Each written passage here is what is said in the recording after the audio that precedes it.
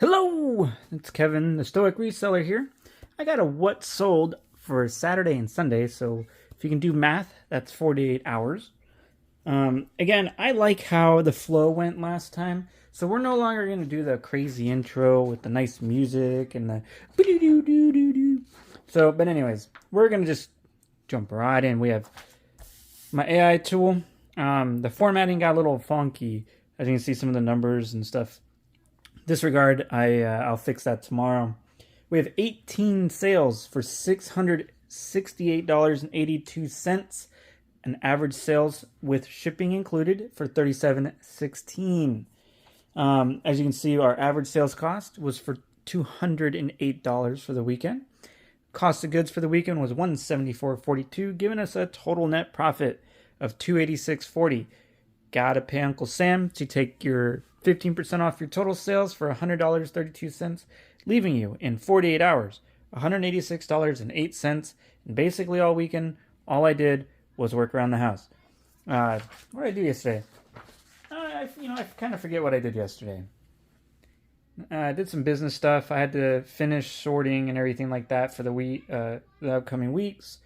But otherwise, it's been beautiful outside. Finally, some clear skies. Smoke has dissipated. Had a solid weekend of eBay, Friday included. I hope everyone else's weekend has gone just as great as mine. I do have some interesting things to talk about, like, trusting your intuition and having conviction when dealing with scummy eBayers. And finding resolutions for that. But we are going to get us started. Here is a regular pair of vintage Levi's 501s. These are, as you can see there, new, kind of without tags. I think I marked them as new without tags, but in the comments said these are basically new. These sold within a day. I listed these this morning for $49.97. Here we got a nice Viore sweater.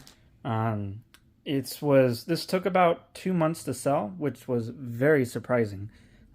Typically Viore just sells quickly, but 2 months ago, height of July, who the fuck's gonna be buying a sweater in the middle of 110 degrees? I can understand. This sold for $42.97. Guys, if you see Viore, it could be as basic as a t-shirt and you're gonna buy it because it's a really strong brand. Basic t-shirts are getting 25 bucks. Next is we have an item that sold once before because you will recognize it. This has got the gator on here somewhere, like the Happy Gilmore gator. This sold. Oh yeah, he's right here. See? What did they call him? He's right there. He's even got the ball in his mouth. Anyways, this guy bought both of these. I have this one and like one with a bunch of martini glasses on it. And he's like, oh, it fits larger than expected. I'm like, dude, it's a standard fit polo. Come on, man. But anyways, if it sold once, the old adage is it'll sell again. So this sold for 40 bucks. And I got it back on Tuesday, listed it, took this long to sell. Here is an item that has been sitting and sitting and sitting. I've probably had this for over 7 months at this point. Probably not that long, but this is a vintage Pendleton. That is a board shirt. I'm not quite sure. But it was sitting and sitting and sitting, doing nothing. I revised the listing, created a new title, dropped the price down. Then someone came around out of nowhere, bought it for $39.97. The next item is from that crazy thrift haul with all the Viore shorts. Here's another one. These sold within a week for 34 bucks. Next is an item that I would not buy used. Guys, Vineyard Vines is one of those brands where if you get in the 2XL range and better, sure. Their performance lines, buy it. The regular old everyday random stuff, I would just leave at the store. It's not going to sell for much. I mean, unless you're getting it for like a couple bucks and you're just flipping it for 20, that might work. But this sat for a good month and a half.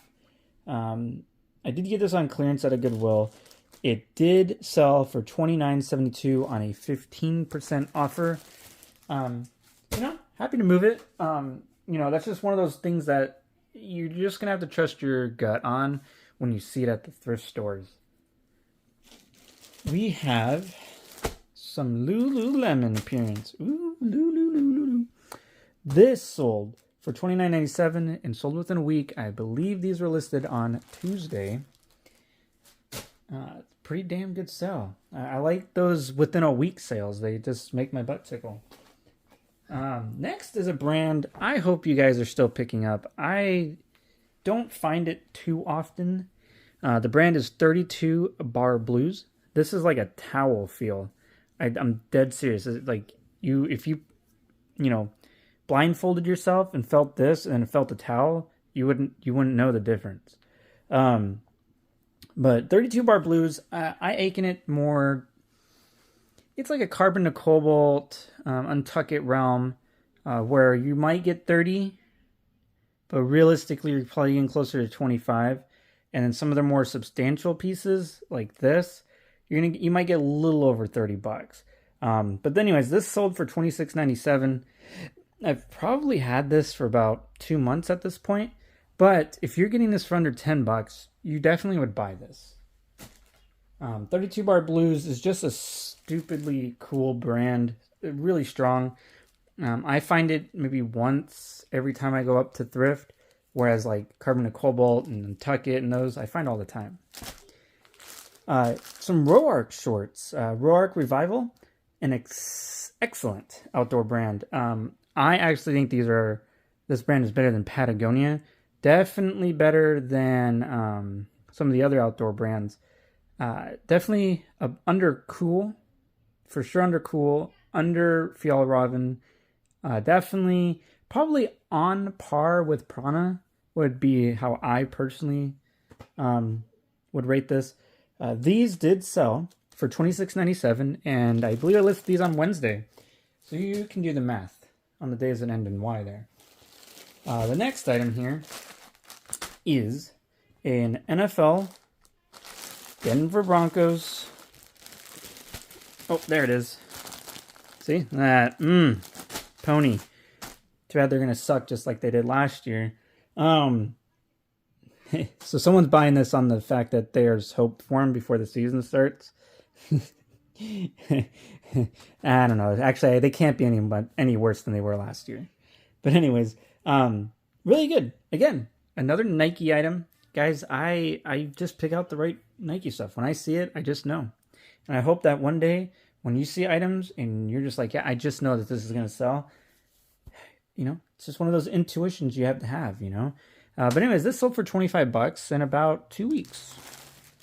So guys, let's talk about two things. I don't know if any of you remember the false INAD from the NFL shorts, those 49ers shorts that the guy claims I sent him with a big ass hole in them. Anyways, I got them back. I took pictures I included pictures from my listing. I took new pictures on, there and out. I contradicted each of his statements, like, oh, it's blurred right where the big ass hole is. It's like, come on, how stupid do you think people need to be? Anyways, because I offer free shipping and I'm a top rated seller, I was able to withhold 50% of the refund. Hey, just part of the business. Take it as it is. I report the buyer. Me doing it that way also prevents me from getting any negative feedback from him. And I also just went ahead and blocked the buyer from ever being able to get a hold of me or buying one of my items ever again. The second issue is something today. So I could have increased my sales by about $75.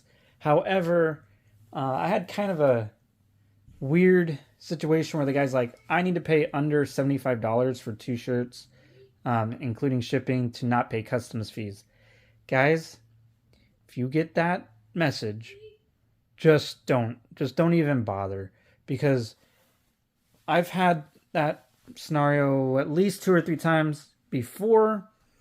You come to terms with the person, they send the offers, you accept, they never pay. Why? Because they're not intelligent enough to realize that their country also probably has online sales tax, just like almost every state. So they go, oh, okay, well, this brings me underneath, and then they have to pay the tax. Duh. So I just don't even bother. When I get messages like that where the people are trying to come in under certain regulations or guidelines or trying to just be kind of sleazy, I just don't. Guys, it's not worth your time. Just politely tell the person that you're not going to do this because, based on experience, things never go well, or just politely say no, thank you, I appreciate the offers, or just tell them goodbye. And then the other issue I've had today is I probably could have had like another $100 in sales if I would have accepted the probably at this point 10 lowball offers on items. So something that I was unexpecting when I've transitioned to a more higher cost of or higher sales price of an item is I didn't take into account that I'd be receiving more offers that are way lower than expected. When I was selling like a quantity of stuff, there were lower prices under 20, people would lowball you, but you kind of like, whatever. When you're having a high cost of goods and then your item's like $80 and they're sending $50 offers at you, sometimes it might be okay. But when you know that item has sales history around $70 to $90, there's no reason for you, unless you're just purely a desperate person, to ever accept anything that low. Guys, and that's where you have to have your conviction. You have to understand what your items are worth and where you are willing to just let them go at. So, those are the 3 things that I've seen this weekend. Finally happy to have a resolution on those Nike shorts because that was really bothering me. And, I'm glad I dodged a bullet. But let's keep going. We have a few more items here.